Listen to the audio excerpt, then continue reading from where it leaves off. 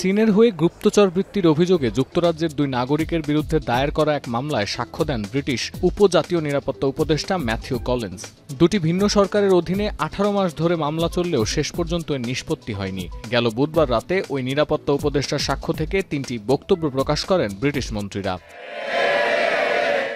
জাতীয় নিরাপত্তার মতো এমন গুরুত্বপূর্ণ একটি ইস্যুতে দায়ের করা মামলার কোনো নিষ্পত্তি করতে না পারাটা কি শুধু রাষ্ট্রপক্ষের ব্যর্থতা, নাকি এর সঙ্গে জড়িত আরও বড় কোনো প্রেক্ষাপট? এরই মধ্যে এমন প্রশ্ন উঠছে আন্তর্জাতিক গণমাধ্যমে।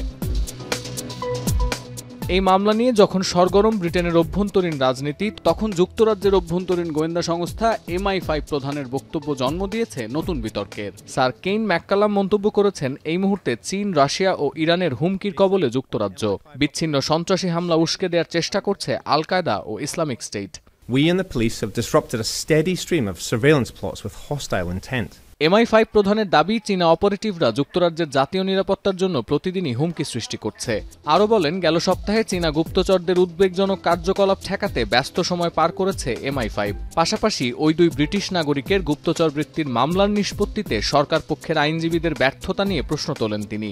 MI5 যেখানে অভিযুক্তদের কার্যকলাপ সম্পর্কে নিশ্চিত ছিল, সেখানে মামলা মুখ থুবড়ে পড়ার কারণ জানতে চান খোদ গোয়েন্দা সংস্থার প্রধান। এই মামলায় সরকার ও ক্রাউন প্রসিকিউশন সার্ভিস কেন কোনো সমাধানে পৌঁছাতে পারেননি, তার ধারণা পাওয়া গেছে ব্রিটিশ উপজাতীয় নিরাপত্তা উপদেষ্টা ম্যাথিউ কলিন্সের সাক্ষ্য থেকে।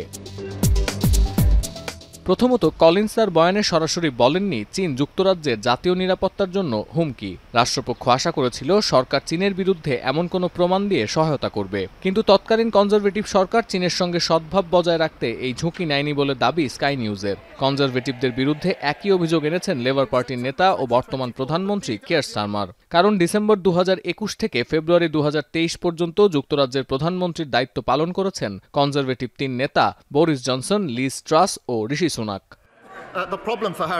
এখন প্রশ্ন উঠছে, ভিনদেশি গুপ্তচরদের দৌরাত্ম্য ঠেকাতে কি পদক্ষেপ নিতে যাচ্ছে বর্তমান স্টারমার প্রশাসন? প্রশ্ন ওঠার কারণ, এর আগেও শক্ত প্রমাণ পেয়ে চীনের বিরুদ্ধে ব্যবস্থা নেয়নি যুক্তরাজ্য।